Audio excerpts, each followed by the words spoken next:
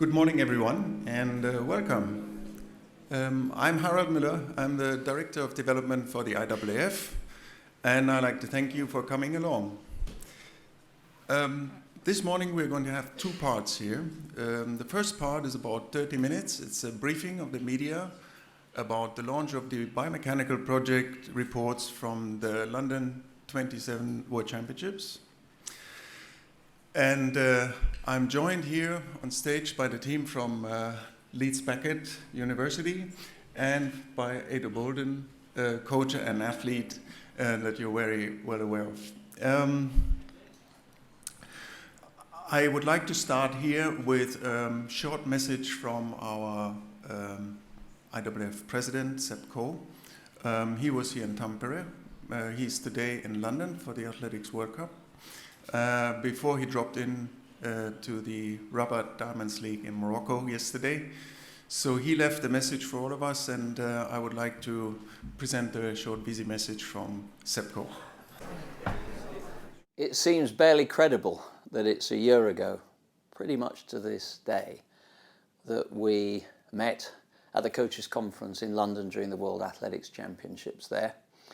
I'm sorry I can't join you for this year's coaching conference in the cradle of the athletics that we've witnessed here in the World Under-20 Championships in Tampere. We've seen some extraordinary performances, and let me tell you that if you're running an audit on the future and the quality of our sport, then we're in good shape given the performances I've seen here in the last few days. But let me say how excited I am that we are launching the work that we've been doing around a core element of the scientific and frankly well-being understanding of athletes, our biomechanical research. This is research that dates back some 30 years, actually to the 1987 World Championships in Rome. We continued that work in '97 in Athens, in 2007 in Osaka, and of course culminating in the work that we did in the World Championships 2017 last year. And let me put that into perspective.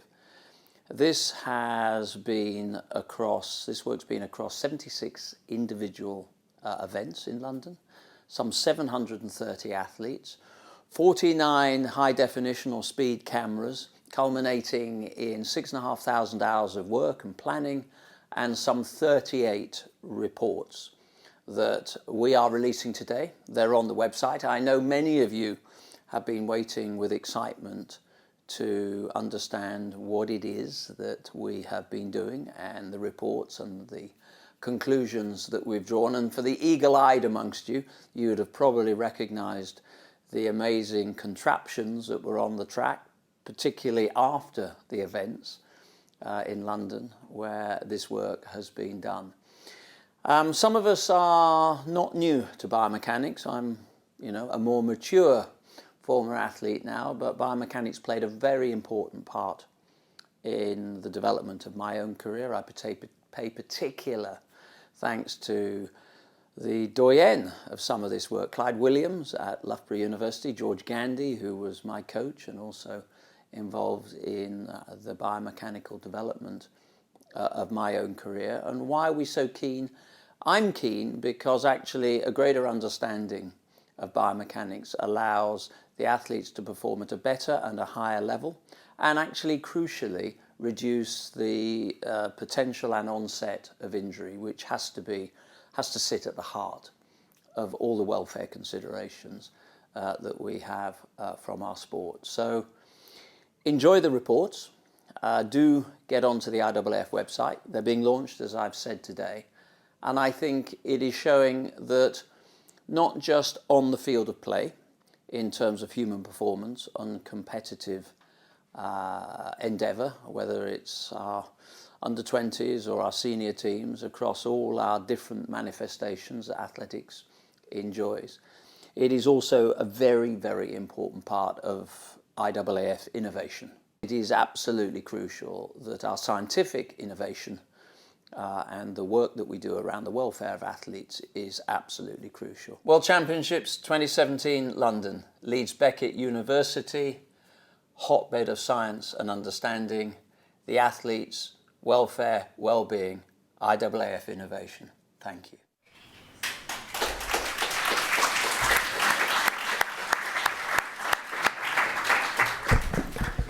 Thank you very much, and apologize for the technical problems. I'm happy to say that Leeds Beckett University was much more in command of technology. And I would like now to hand over to our partners, Dr. Bissas, who was the director of the project, and Dr. Tucker, who will guide you through a couple of findings of the research. Thank you very much.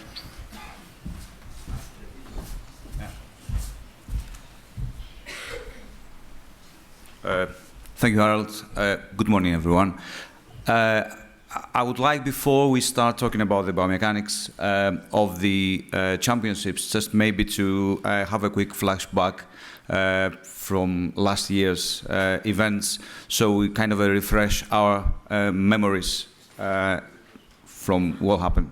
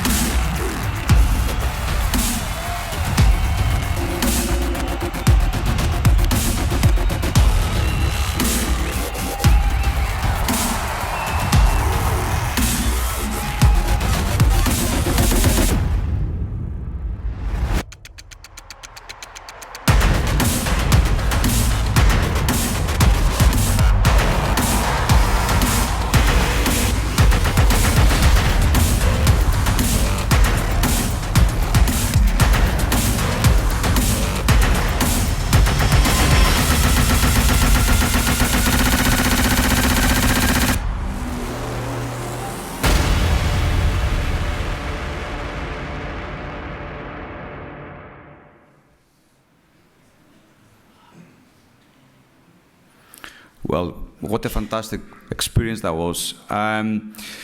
So what about the biomechanics project and the team in London last year? What was our approach to the problem?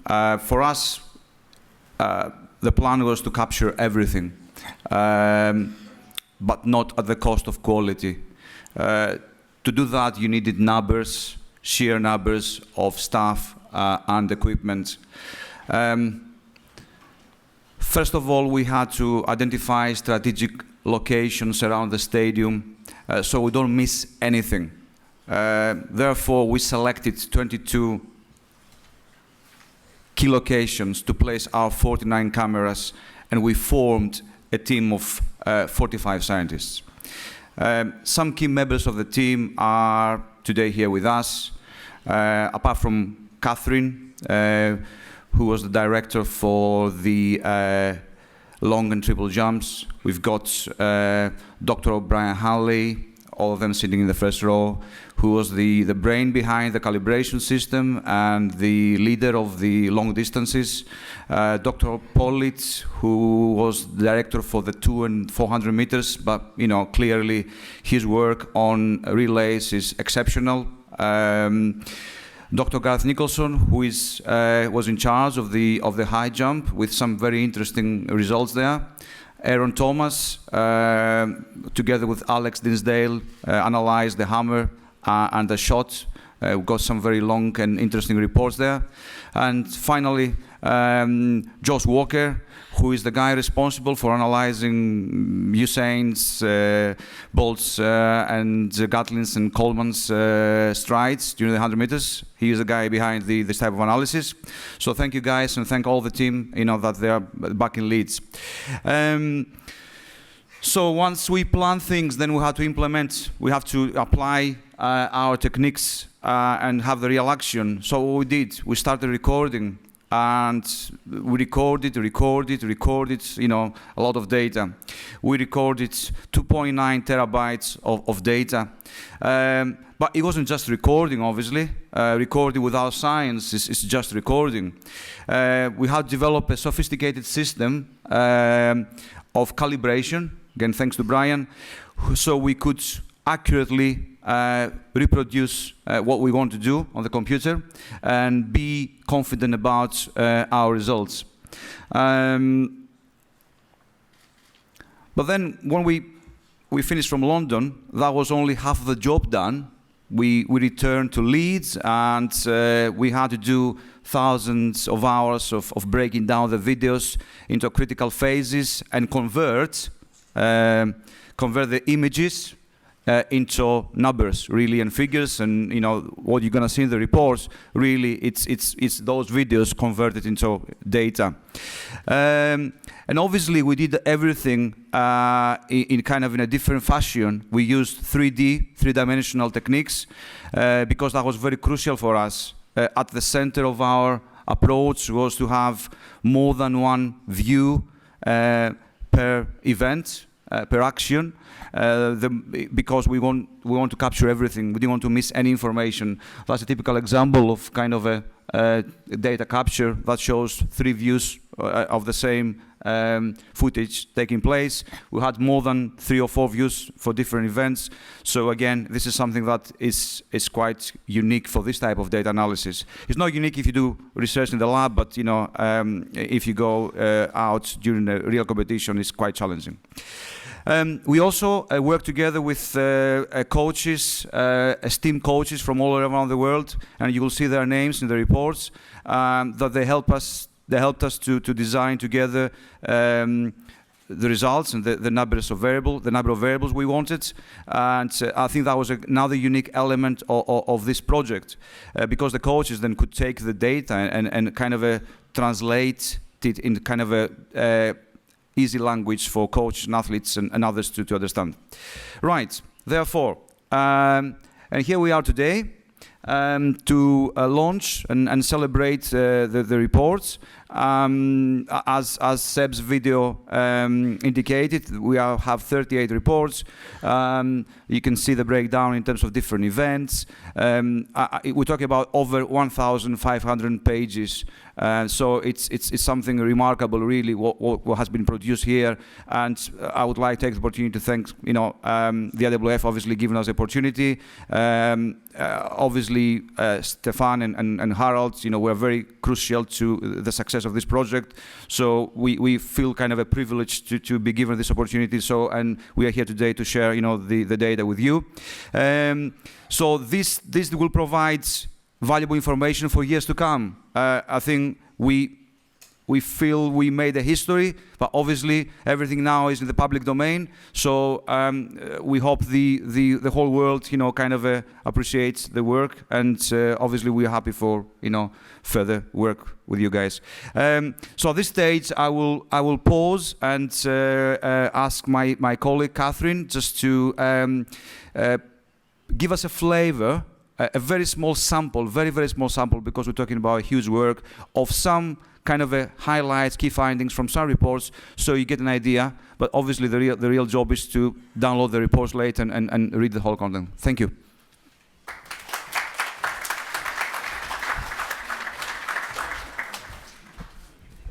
Thank you, Nassos. So moving on to a brief kind of overview of 5 of the events that we analysed in London last year. And starting off with the men's 100 metres final. So we know these athletes are phenomenal. When they get to their max velocity, they can be running at speeds up to 40 kilometres an hour. But what we were interested in here was, what were the individual segments doing?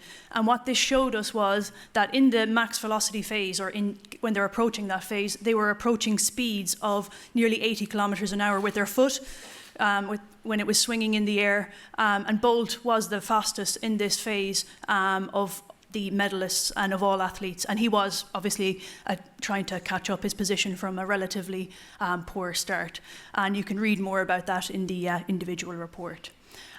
So obviously that was remarkable finding from the 100 metres final.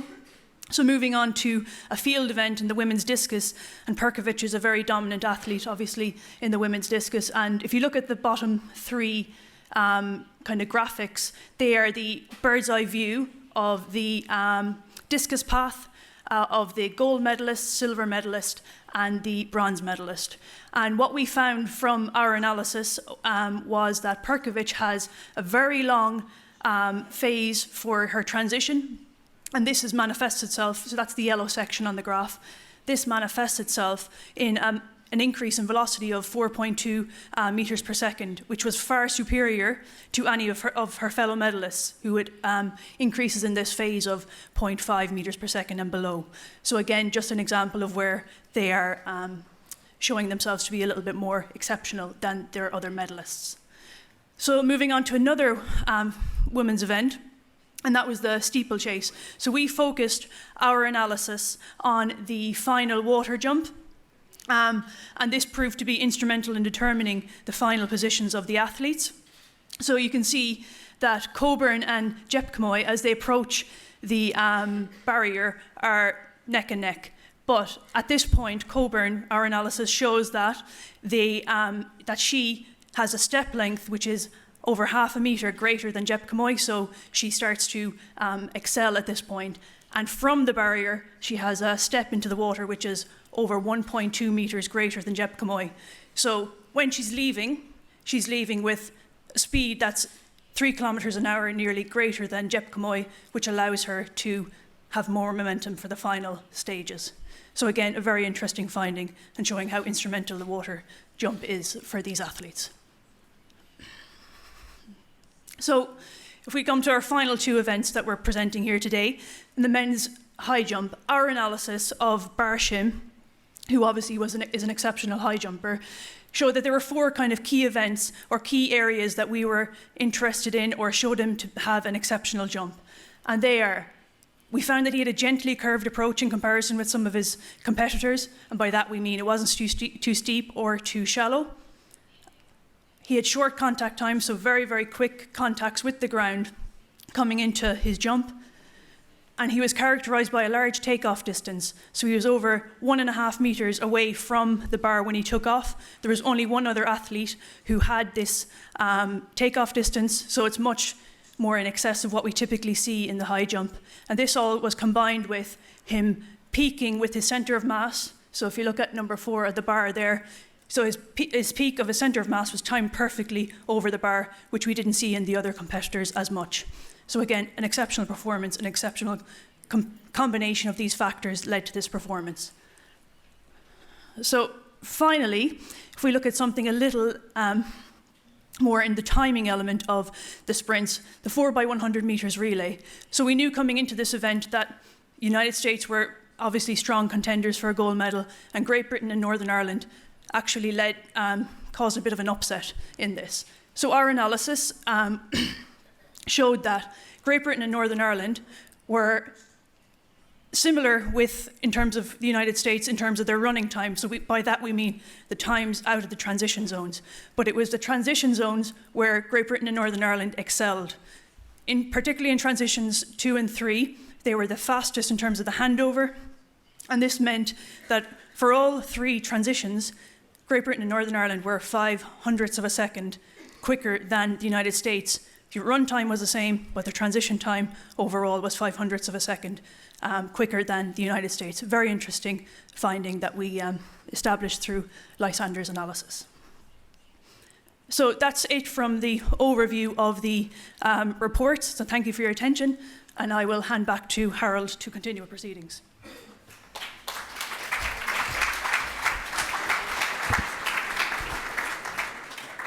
Thank you, Dr. Bisas. Thank you, Dr. Tucker. I would like to welcome now Ada Bolden, 4 times Olympic medal winner and a successful coach now. My first question to you, Ada, is how important do you think biomechanics is for perfecting technique and performance in athletics? Well, for me, when I got to my coach, John Smith, it was like a whole new world was opened up to me, because John was very he was big about showing video, and none of it made any sense to me. But what I discovered back then and what I do now with my kids, my oldest athlete is 20, my youngest is 10. Some of you may have seen one of my younger athletes, Brianna Williams, this week. Even if they don't understand it, I found that if you show them proper movements, proper biomechanics, getting them to train. For example, sometimes I have them push a heavy sled. They hate it, but they understand from watching the video, when you push this way, this is going to make your start better. And you guys saw Brianna Williams start this week, but nobody saw her in October pushing that sled. The reason I can get her to push the sled is because going over the video every single week, it sort of reinforces to the athlete that, look, I may not understand this, I may not even like it, but if I do it, it will make this part of my race better. It will make me superior to my competition when the gun goes off. I think what it does, it reflects actually that biomechanics explains natural behavior, you know, and this, I think what the athletes feel is what they're supposed to do. And but how did you actually get into the biomechanics? Have you studied it yourself? Have you watched the videos? How did you create an understanding for all these figures and graphs and details? I'm a lot more clued into the numbers that you guys produce. Like, for example, looking at that video, the chart showing that essentially Great Britain and the United States ran the exact same running time, but it was the transition time throughout the zone that essentially gave Great Britain the win. That's the kind of stuff that I've always loved. That stuff. That's the nerd in me coming out, and I've always enjoyed that stuff. But I think when you are able to put numbers, athletes tend to be fairly cerebral, and when you can put numbers in front of an athlete and say, this is why we have to practice our transition through that zone and why it has to be sharp, because you can have the fastest guys, as the USA did, and if your transitions are poor, there goes the gold medal. So for me, it really boils down to being able to put something that is indisputable in front of the athlete.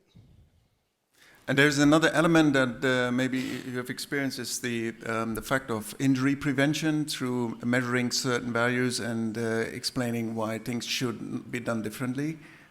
Yeah, for me, I'm probably most proud of the fact that my athletes this year have been injury-free. And with Brianna Williams, I think it's probably the best job that I've done of making sure that I took care of her in a way where a lot of her peers, I mean, she's 16 years old. She won't be 16 and a half until September. And most of her peers are injured. Most of them missed this meet. She ran the age group world record in March, and she set essentially personal bests here in July. And I know that that's because every time I see her starting to deviate from what we know is proper form in practice, I remind her, hey, you stick that leg in the back and let it, not circle back properly, that's going to be a hamstring injury. You don't want to have a hamstring injury. So again, this is me taking the things that maybe to them are not easily digestible, but if you tell an athlete, if you do A, then it will result in B not happening, I think it's a lot easier for them to digest. So a lot of what we go over in our film study is not just form for form's sake or form for speed's sake. It is sometimes form for the sake of, if you have good technique, you will minimize your risk of injury. Super. Thank you very much, Edu. Okay, thank you very much. We are now going to proceed with the coaches conference. If you have any questions and would like to connect with the teams, please ask Yanis. He's available and he will actually facilitate the contact with us. And thank you very much, and give the media a moment to exit if they wish to. Otherwise, they're very welcome to stay during the conference. And thank you very much for your attention.